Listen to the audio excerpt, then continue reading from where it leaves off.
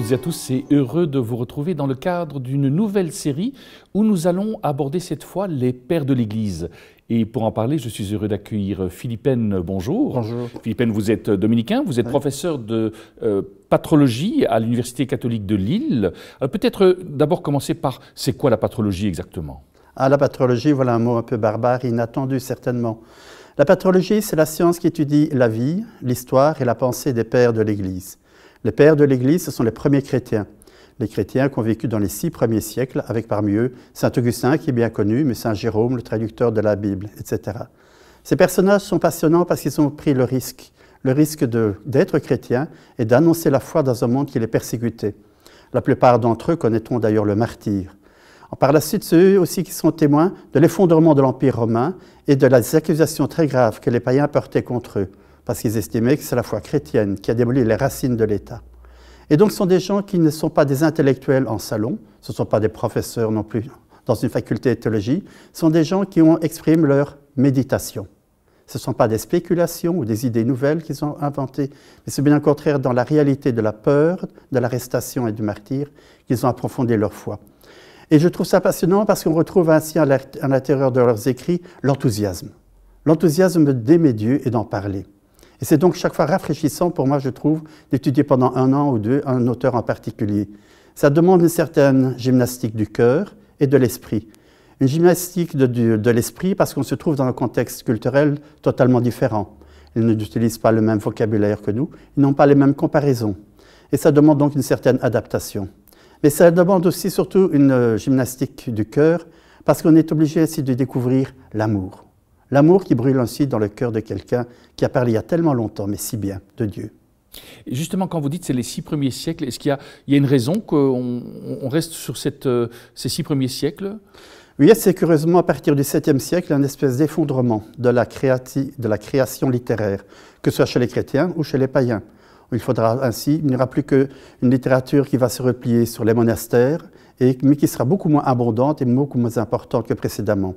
Mais visiblement, il y a une espèce d'essoufflement de la créativité littéraire, que ce soit chez les laïcs ou que ce soit chez les chrétiens. Vous avez le sentiment aujourd'hui que si on veut faire de la théologie, il est fondamental aussi de connaître les pères de l'Église pour pouvoir incarner notre théologie aujourd'hui? Certainement. D'ailleurs, c'était la grande découverte, la grande redécouverte qui a été faite avant Vatican II et avec Vatican II. Vatican II, en voulant donc rénover la liturgie, s'est inspiré des pères de l'Église, à lui retrouver ainsi ses premiers vagissements, ses premiers cris ainsi des chrétiens et leur façon un peu spontanée, parfois maladroite, mais spontanée ainsi d'exprimer la foi. Oui, certainement, je crois qu'il est très important de se nourrir des hommes et des femmes qui ont vécu concrètement leur foi chrétienne dans des situations difficiles et parfois aussi avec un caractère difficile. Ça permet d'avoir une vision un peu moins idéaliste ou irénique ou angélique de la foi chrétienne, mais une vision beaucoup plus humaine, concrète, enracinée véritablement dans la société et dans le monde tel qu'il est. Alors, on va peut-être commencer par un premier père de l'Église, Tertullien. Alors, qui est-il cet homme? Tertullien a un caractère épouvantable. Je ne voudrais pas porter une critique, mais il était avocat de formation. Et donc, lorsqu'il a l'habitude de discuter avec les païens ou avec les hérétiques, il ne discute pas, il écrase son adversaire. C'est vraiment un juriste qui va développer un vocabulaire technique religieux, théologique chrétien. C'est lui qui est à la base du vocabulaire latin pour la théologie. C'est un homme qui est absolument passionné par la figure de Jésus-Christ. C'est un converti qui a vraiment été bouleversé par cette rencontre et qui n'a de cesse que de pouvoir prouver, annoncer, crier, clamer la grandeur de Jésus, qui est à la fois vraiment homme et vraiment Dieu. Au milieu de à la fin donc, de ce 2e siècle dans lequel il vivait, les chrétiens étaient un petit peu abasourdis de se dire « mais comment Dieu peut-il se faire homme? Comment peut-il avoir mal aux pieds? Comment peut-il avoir faim? Comment peut-il se salir? Comment peut-il être un bébé ?» Eh bien non, la réalité de Dieu dépasse notre intelligence, notre entendement, et il faut accepter ce mystère. Et c'est ce que donc Tertullien a voulu faire et prouver, que Jésus est véritablement homme et véritablement Dieu. Et comment est-ce qu'il justement, quels sont les arguments qu'il va utiliser pour prouver cela? L'argument le plus fondamental, c'est certainement le fait que si Dieu n'a pas assumé dans toute sa plénitude notre réalité humaine, alors nous ne sommes pas sauvés. Il faut que de la tête aux pieds, et que même dans les replis les plus sombres de notre psychologie, de notre affectivité, de notre sexualité, il faut que Dieu ait assumé tout cela pour que nous soyons sauvés. Et pour que nous puissions retrouver cette intimité avec Dieu, il faut véritablement que ce soit Dieu tout entier qui se soit assumé tout cela. Tertullien, il va développer d'autres choses. Quand il parle du salut, par exemple, qu'est-ce qu'il entend par être sauvé? Justement, Tertullien est un bon représentant de la tendance, je dirais, latine, occidentale de la théologie. Et il est un peu juriste et juridique. Lui, la première chose à faire pour être sauvé, c'est d'effacer les péchés.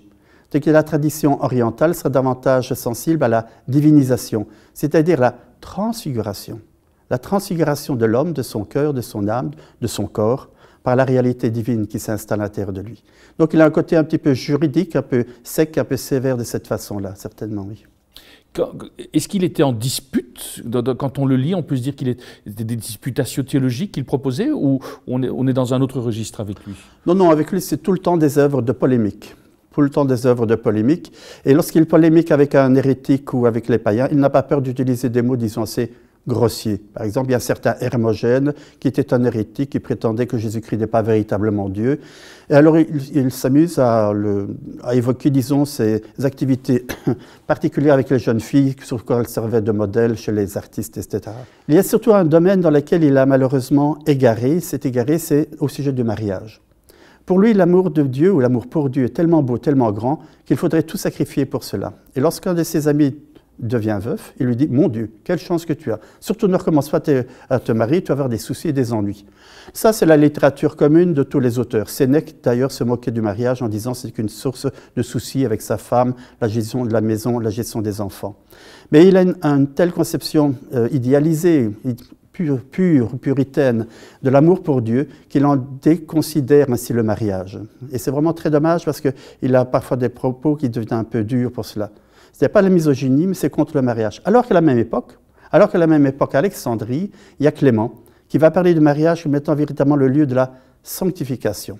Probablement qu'il était mieux marié que Tertullien, mais en tout cas, on a à la même époque, dans deux régions différentes, deux conceptions totalement différentes du mariage. Tertullien était lui-même marié?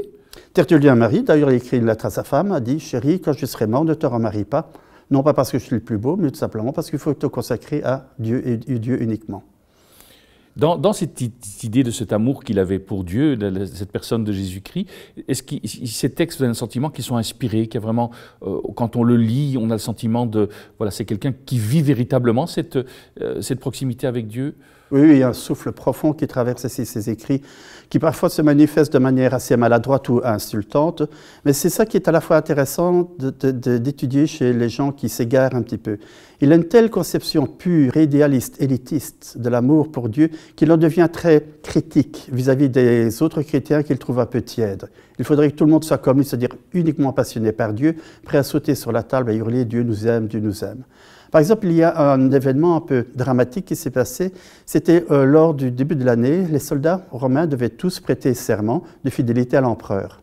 Et il y a un soldat qui a refusé et qui a jeté la couronne qu'il portait sur la tête. C'était un chrétien. C'est la panique. C'est la panique parmi les chrétiens parce qu'ils se disent, voilà qu'on va commencer des nouvelles persécutions. On est en train de provoquer de nouvelles persécutions de la part des Romains. Et les Romains commencent à hurler en disant, vous voyez bien, on ne peut pas faire confiance à tous ces chrétiens. Il faut tous les éliminer. Et que fait Tertullien? Il se réjouit. Il se réjouit qu'il y ait cette violente confrontation, qu'il y ait cette violente dispute, parce que comme ça, on montre bien que nous, on n'est pas comme les autres, on n'est pas comme les chrétiens. Et même, il interdisait aux chrétiens d'aller au spectacle, ces grands spectacles dans les cirques qui étaient organisés par le gouverneur ou l'empereur, et qui étaient un lieu de socialisation. À cette époque-là, on savait qui allait au spectacle et qui n'y allait pas. Comme il y a 50 ou 100 ans, on savait qui allait à la messe ou n'allait pas à la messe. Et refuser d'aller au spectacle, c'est refuser de s'intégrer dans la société. Et donc Tertullien, lui, a une conception très exclusive de la vie chrétienne. Il ne faut pas se souiller en étant en contact avec la société ambiante. Ça, c'est ce qu'il disait, mais c'est quand même quelque chose que les gens l'ont suivi ou pas à l'époque? Alors oui. Oui, parce que lui-même s'est détaché de la grande église. Il trouvait que donc, les évêques, comme les chrétiens de son époque, étaient tièdes. Et donc, il a fondé sa propre église qui était charismatique, passionnée, passionnante. Il a fondé les tertullianistes. Et ils ont vécu jusqu'aux 2 siècles plus tard, puisque Augustin raconte qu'il a connu les derniers tertullianistes qui se sont ralliés à la grande église. Philippine, merci de nous avoir présenté Tertullien. Si vous souhaitez poursuivre effectivement la découverte de cet auteur, c'est très simple. Vous voyez le livre qui a été écrit par Philippine sur ce père de l'Église. Quant à nous, nous nous retrouverons très bientôt à la découverte d'un autre père de l'Église. Merci.